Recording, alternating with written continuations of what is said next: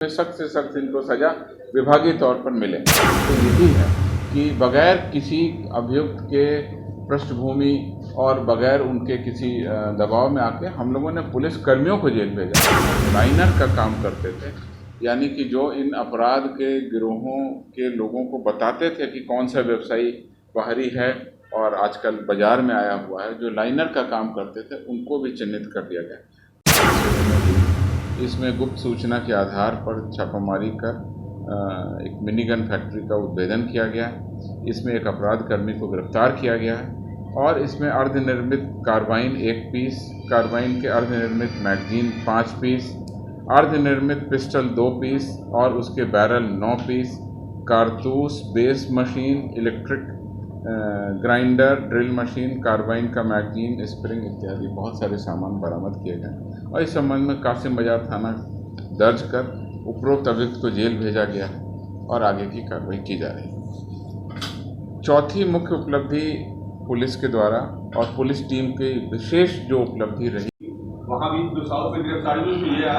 प्रधानमंत्री का जो कार्यक्रम 12 जुलाई को था वो टारगेट पर था, क्या आप लोगों के भी जांच में शुरू में ये बातें आई थी? अब देखिए, पीएफआई का जो मामला आप कहना चाह रहे हैं, फुलवारी शरीफ का मामला, प्रारंभिक अनुसंधान में पटना पुलिस ने उसको इन्वेस्टिगेट किया, छापामारी की, एफआईआर किया और अब सारा का सारा मामला अब एनआईए की जांच में है। तो एनआईए की जांच में क्या निकल के आया उस पर मेरा कुछ कहना अभी उचित नहीं है। अभी हाल में ही एनआईए ने कई स्थानों पर छापामारी की है। निश्चित रूप से उनके पास में कुछ सबूत और कुछ साक्ष्य इकट्ठा हुए होंगे, लेकिन यह विषय पूरी की पूरी तरह से एनआईए का है और वो जो अनुसंधान में बातें सामने लाएंगे वो हम सब लोगों के सामने आएंगे। सर, कितना अलर्ट है इसको लेकर? अगर इस तरह का एंटी नेशनल एक्टिविटीज हो रहा था फुलवारी से, जो भी जांच है, क्या आपने स्पेशल ब्रांच के द्वारा इसके सूत्र जांच मिला था क्या? देखिए, हमारी जो खुफिया शाखा है उसका काम ही है और वो तरह तरह की खुफिया सूचनाएं इकट्ठा करते रहते हैं। सभी प्रकार की देश विरोधी ताकतें, किसी भी प्रकार की हो, आपराधिक षड्यंत्र हो, घटना हो, नक्सल हो, किसी भी तरह के, उस पर उनकी लगातार पैनी नज़र बनी रहती है। और मैं आपको बता दूं कि इंटेलिजेंस, ऑपरेशन, इन्वेस्टिगेशन, इन सभी का मिश्रण हो करके ही कोई कार्रवाई बनती है। और साथ ही साथ हमारा ट्रेनिंग विंग है जो ट्रेनिंग देता है पुलिस पदाधिकारियों को कि किस तरीके से आगे ये काम करना है। जैसा आपने देखा, अभी हमारी ट्रेनिंग एकेडमी में भी नई नई चीज़ें, नई नई टेक्निक पढ़ाई जा रही हैं। तो कुल मिला के पुलिस विभाग अपने सभी तंत्रों के साथ, और इस तंत्र में राज्य पुलिस, केंद्र सरकार, उनके खुफिया तंत्र, लगातार हमको जो इनपुट मिलती है हम लोग कार्रवाई करते हैं। Thank you. कई ऐसे आपराधिक घटनाएं हैं जिसका उद्भेदन महीनों बीत जाने के बाद नहीं हो पा रहा है, क्यों नहीं हो रहा है और उसकी मॉनिटरिंग क्या मुख्यालय कर रहा है? कब तक उद्भेदन होने की संभावना है? टीम आपकी कैसे काम कर रही है? जो आपने कहा, जितनी भी गंभीर आपराधिक घटनाएं हैं उसमें अधिकतर का उद्भेदन 15 से 20 दिनों के अंदर हो गया है, जैसा कि हम रेगुलर प्रेस ब्रीफिंग में आपके पास बताते हैं। कुछ घटनाएं हैं जिनके उद्भेदन में समय लगता है और ख़ासकर हम वैसी घटनाओं की बात कर रहे हैं जिसमें कि अज्ञात अपराधकर्मियों के विरुद्ध एफआईआर। जब ज्ञात अपराधकर्मी या नेमिंग एक्यूज के विरुद्ध में जब कार्रवाई करने की बात होती है तो पुलिस सबसे पहले ये एस्टैब्लिश करती है कि ये घटना सही है या गलत है, और फिर दूसरे चरण में ये पुलिस एग्जामिन करती है कि जिसका नाम दिया गया है वो सही दिया गया या गलत दिया गया। तो वहाँ पे अनुसंधान एक दूसरा पैटर्न लेता है। लेकिन जो अज्ञात अपराध कर्मियों के शिनाख्त करने की बात है, उसमें डकैती की घटना हो, लूट की घटना हो या इस तरह के सोना लूट की घटना हो, यह पुलिस के लिए बहुत बड़ी चुनौती की बात है। और मैं आपको बता दूं कि तकनीकी अनुसंधान जो हमारी साइबर टीम है, जो बैकग्राउंड में पुलिस को मदद करती है, जिला पुलिस को, वो सभी जिलों में सक्रिय रूप से कार्रवाई कर रही है और इस सोना लूट कांड का जो उद्भेदन हुआ है वो पूरी की पूरी तरह से मैं कहूँगा कि टेक्निकल इनपुट, टेक्निकल एनालिसिस और साथ ही साथ ह्यूमेंट पर हुआ है। ह्यूमेंट बोलते हैं तकनीकी भाषा में ह्यूमन इंटेलिजेंस को। तो ये ह्यूमेंट और टेकेंट दोनों का प्रयोग किया, मतलब टेक्निकल इंटेलिजेंस और ह्यूमन इंटेलिजेंस, इसको शॉर्ट में हम लोग बोलते हैं ह्यूमेंट और टेकेंट। दोनों का ज़बरदस्त यूज़ हुआ है, एनालिसिस हुई है, मैं आपको इतना ही बताऊंगा और केस डायरी में हम लोग सबूतों के आधार पर इन सारी चीज़ों को लाएंगे। कितना मुश्किल ये कांड था कि इसमें हम लोग इसको उद्भेदन करें। नहीं हो पाया है, महीने 6 महीने बीत गए हैं, उसका उद्भेदन की कब तक पुलिस करेगी? जो कांडों के मैंने आपको बताया कि कांडों के उद्भेदन में समय लगता है और किसी भी कांड का उद्भेदन, खासकर अननोन कांडों का उद्भेदन, ये समय लगना स्वाभाविक है। कई कांडों का हम लोग उद्भेदन तत्काल कर लेते हैं, जो हम आपको प्रेस ब्रीफिंग में बताते हैं, और प्रेस ब्रीफिंग में अधिकतर हम वैसे ही मामले रखते हैं जो बिल्कुल ताज़ा तरीन 8-10 दिनों के, 5 दिन के, 4 दिन के अंदर हैं। ऐसे बहुत सारे केसेस हैं जो फरवरी, मार्च, अप्रैल या जून में दर्ज हुए होंगे, जिनका उद्भेदन 3-4 महीने के बाद में होता है।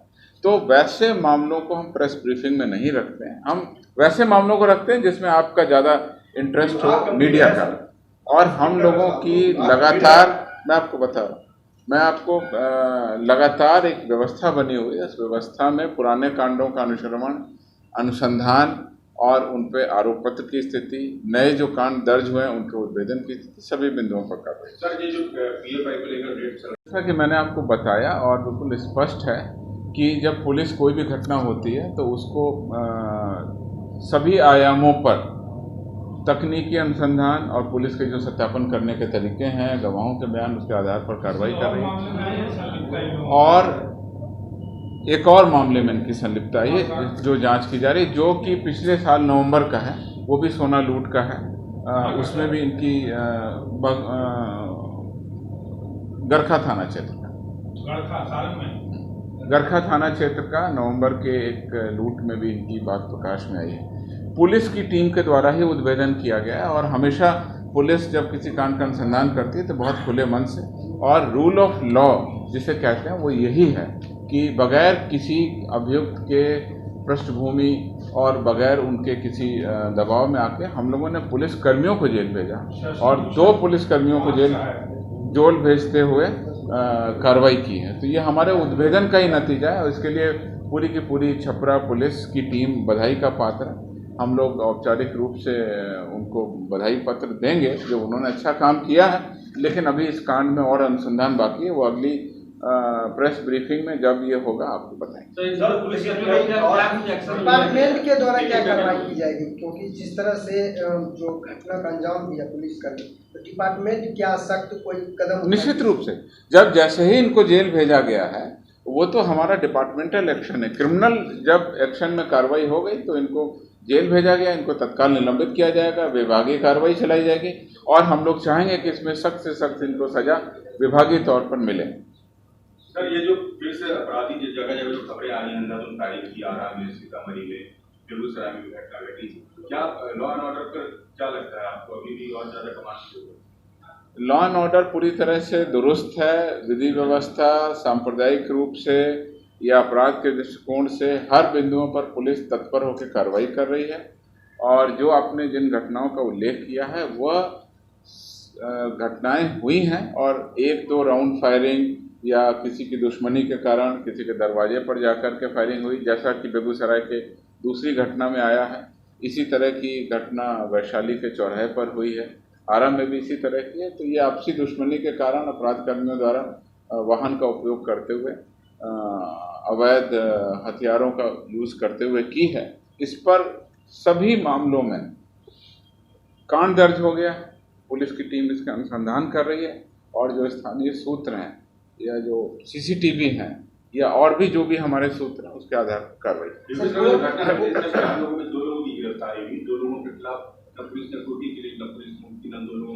पुलिस कार्रवाई कर रही है, पुलिस उसमें कार्रवाई कर रही है जैसा आपको बताया।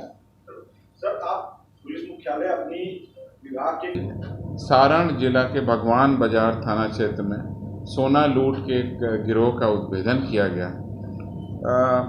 भगवान बाजार थाना में भरत मिलाप चौक है, उस चौक के पास पर एक उत्तर प्रदेश के स्वर्ण व्यवसायी जा रहे थे तो उनको बोलेरो पर सवार 5 अज्ञात अपराध कर्मियों द्वारा 5 लाख रुपए नगद और लगभग 900 ग्राम सोना और कुछ कच्चा सोने का माल वगैरह लूट लिया गया था। इस घटना को पुलिस के द्वारा चुनौतीपूर्ण तरीके से लिया गया और इसमें संलिप्त अपराध कर्मियों की तकनीकी अनुसंधान के बाद पुष्टि कर दी गई। इस कांड के दर्ज हुए अभी 10 दिन हुए हैं। 16/9 को ये घटना घटित हुई थी।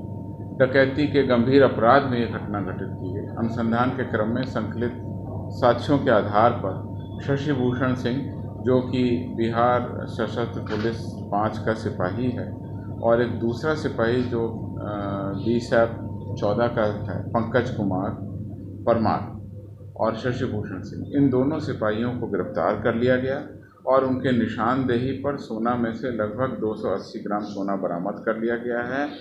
अनुसंधान एवं छापामारी की कार्रवाई अभी जारी है।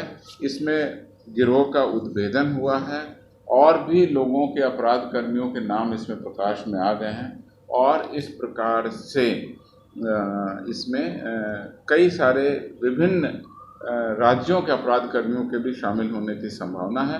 पुलिस अभी इसमें तकनीकी अनुसंधान कर कार्रवाई की जा रही है। इस पूरे उद्भेदन के क्रम में जो लाइनर का काम करते थे, यानी कि जो इन अपराध के गिरोहों के लोगों को बताते थे कि कौन सा व्यवसायी बाहरी है और आजकल बाज़ार में आया हुआ है, जो लाइनर का काम करते थे, उनको भी चिन्हित कर दिया गया।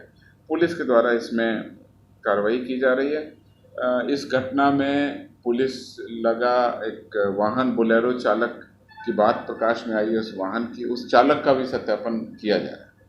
तो अभी इसमें अनुसंधान जारी है और इसमें और भी पुलिस के अनुसंधान के क्रम में जब बातें सामने आएंगी तो मैं आपको स्पष्ट कर दूँगा।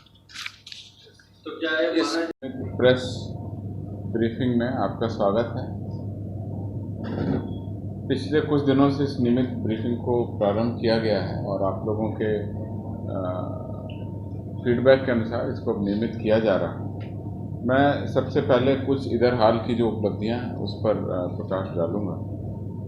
रोहतास जिले में रंगदारी और लूट के कांड में शामिल अंतर्राज्यीय और अंतर जिला गिरोह के 11 अपराध कर्मियों की गिरफ्तारी हुई है, जिसमें से एक गाजीपुर उत्तर प्रदेश और 3 जो हैं वो दिलदार नगर जो कि उत्तर प्रदेश का है वहाँ के शामिल हैं। 1 लाख रुपए बरामद हुआ है। एक स्कॉर्पियो, एक मोटरसाइकिल इसमें पुलिस ने बरामद की। इसमें गुप्त सूचना के आधार पर एक विशेष टीम बनाई थी रोहतास पुलिस के द्वारा और उन्होंने रंगदारी और लूटपाट के कांडों में सम्मिलित अपराध कर्मियों को जब गिरफ्तार किया और उनसे पूछताछ की और उसके बाद उसकी निशानदेही पर जब छापामारी की तो 2 कांडों का उद्भेदन हुआ है और एक कांड विफल हो गया है। जिस कांड का उद्भेदन हुआ है वो इसी महीने 5 सितंबर को चिमनी भट्टा मालिक से 10 लाख रुपए रंगदारी मांगने का केस हुआ था, जिस संबंध में चेनारी थाना में कांड दर्ज हुआ।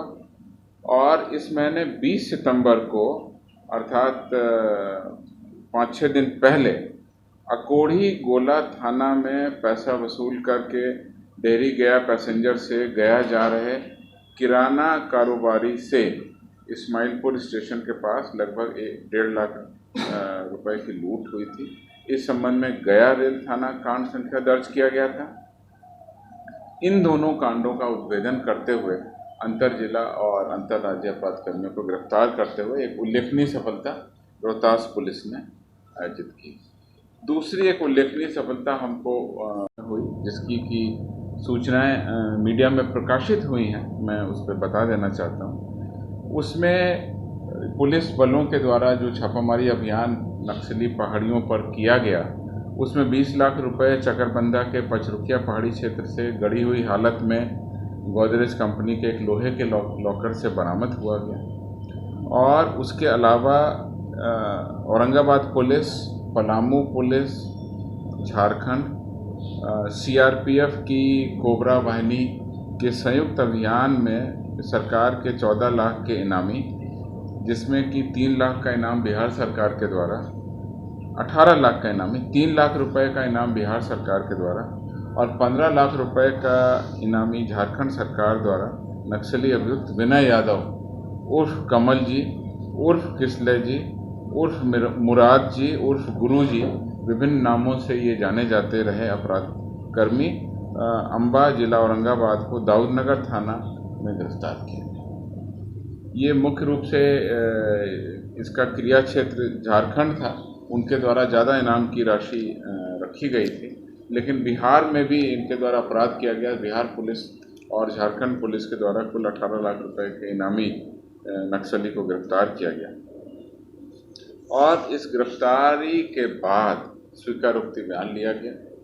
उसमें बहुत सारी चीज़ें अभी हमारे ऑपरेशन के अंतर्गत हैं, मैं आपको शेयर तब करूंगा जब उस पर कोई रिजल्ट आएगा। लेकिन इतनी बात क्लियर हो गई है इससे कि ये 2003 से इस नक्सली संगठन में शामिल थे और मदनपुर, सलैया, डिबरा, देव थाना क्षेत्र, गया और झारखंड के कई थाना क्षेत्रों में इनकी गतिविधियां रहती थी, जिसका कि अभी विस्तृत सत्यापन किया जा रहा है। तीसरी मुख्य उपलब्धि